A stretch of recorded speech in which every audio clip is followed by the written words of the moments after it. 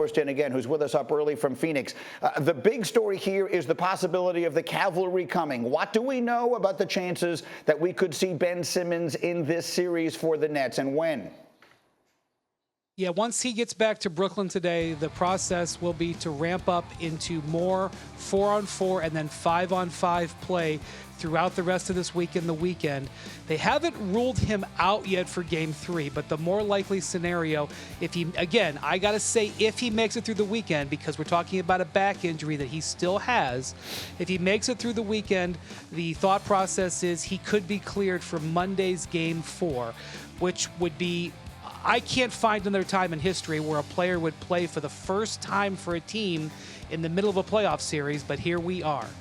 The possibility that it could come also with their backs fully against the wall if they lose. Game 3 is Saturday night in Brooklyn. Again, we'll be doing NBA Countdown from the floor there. Can you imagine, Seth, as a coach, what he would do in this series? I mean, picture this, the first 2 games of this series, had he been involved, how does it change everything? You don't know what you're getting. I mean, look, the guy hasn't played in a year and a half. What, right. You're getting a guy who can defend, who can push the ball in transition, maybe create some easy baskets. Not going to help your spacing. You're still going to be able to come off certain guys in double Durant, double Irving, but what you're getting is an if. That's what he is. He's an if, because no one knows what he can bring. Has he fixed his jump shot? No, he hasn't fixed his jump shot. Can he defend? He can defend if he's healthy. The guy hasn't played a competitive basketball game. You don't just flip that switch and all of a sudden be an all-star and an elite defender and an impact player. I don't think he can do it, and I don't think a team that's had so much controversy during the course of the season. Kyrie's playing, he's not playing. So many different lineups because of the situations with COVID and playing at home and playing on the road and not playing at home.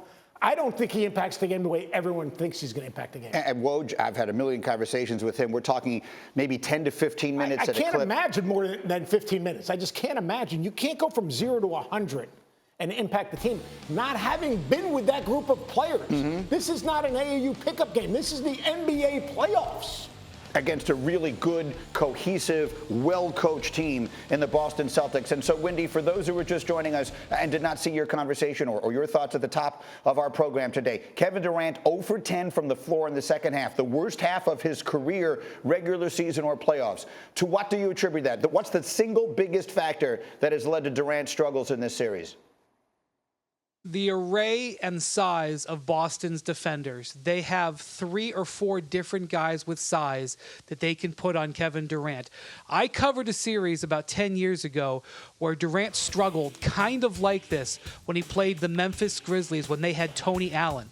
But Tony Allen was 6'4" and there was only one of him. But he was a dog on defense. The Celtics have a bunch of dogs, and they're 6'7", 6'8", 6'10". They can rotate them around on him.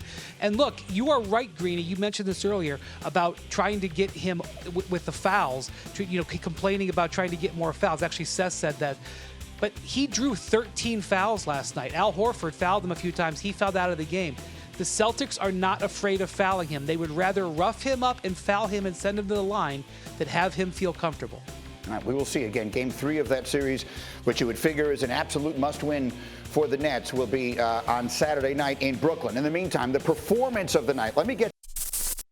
Thank you for watching ESPN on YouTube. For live streaming sports and premium content, subscribe to ESPN+.